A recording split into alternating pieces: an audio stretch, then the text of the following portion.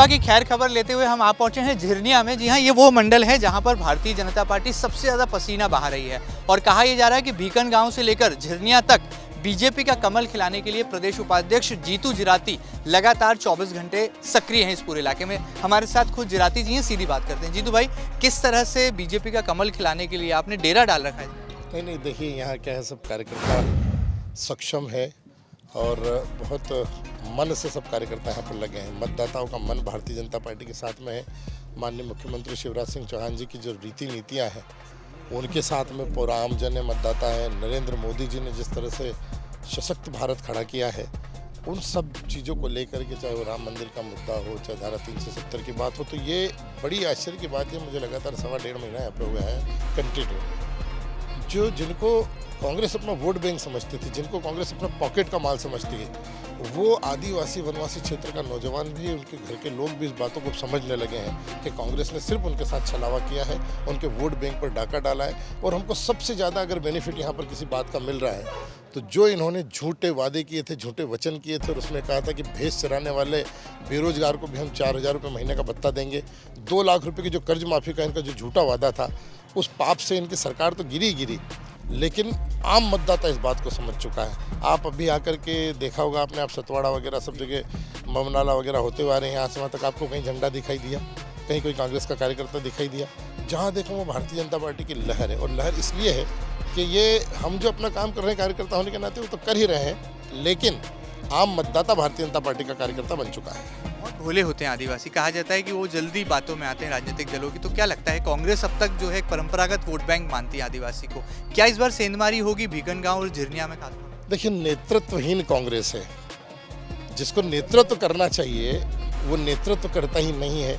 ना तो केंद्र में समझ में ही नहीं आता है कि इनका राष्ट्रीय अध्यक्ष कौन है, प्रदेश अध्यक्ष की बात करें तो वो समझ में नहीं आती है। इधर निमाड़ के नेता के रूप में कांग्रेस में अगर किसी को देखते हैं तो वो एकमात्र चेहरा अरुण यादव जी। अब अरुण यादव जी जब उनका टिकट कट जाता है या वो चुनाव लड़ने से मना कर देते हैं, तो आप ये देखिए ना, अगर आप यहाँ के नेता हो, प्रदेश के अध्यक्ष रहे हो, केंद्रीय मंत्री रहे हो, और ये समय ऐसा था कि पार्टी के साथ में खड़ा रहना चाहिए। आप करके डर के मारे कि नहीं साहब मैं तो मर जाऊँगा, मोदी जी का इतना वर्चस्व है, शिवराज सिंह चौहान जी की इतनी नीतियाँ हैं, तो आपने मना कर दिया जाकर के कि मैं चुनाव नहीं लड़ूंगा। पता नहीं कहाँ से फिर राजनारायण सिंह जी को बेचारे को बलि का बकरा बनाया, उनको उठा करके लेके आए।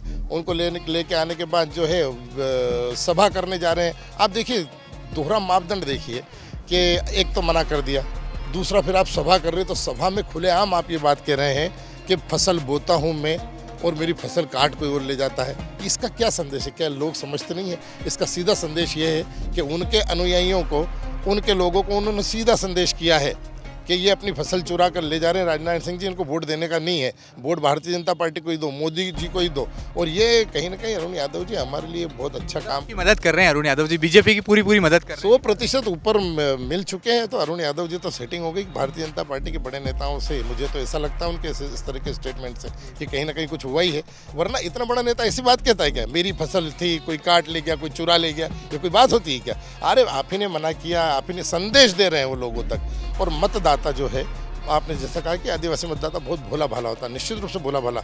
मैं फालिए जा रहा हूँ, इस पूरी विधानसभा के लगभग 276 पोलिंग बूथ है, मैं लगभग पोलिंग बूथ तक पहुँचा हूँ। और मैं जब लोगों के बीच में जाता हूँ, उनसे बात करता हूँ, तो भाई क्या लोगों को दिखाई नहीं देता? हम दिन रात 1.5 महीना हो गया मुझे यहाँ पर, मेरे जैसे कई कार्यकर्ता पूरी लोकसभा में, सारी विधानसभाओं में दिन रात काम कर रहे हैं। तो हम क्यों काम कर रहे हैं? हम इसलिए काम कर रहे हैं कि हमारी सरकारें काम कर रही है, हमारे पास योजनाएं इतनी, हमारे पास काम इतना है कि हम लोगों को बता पा रहे हैं। कांग्रेस किस मुंह से जाएगी वोट मांगने? एक कोई कारण बता दे, एक कोई मुद्दा बता दे जिसके कारण कांग्रेस जा ही नहीं रही है। धरातल से रसातल तक पहुंच गई कांग्रेस।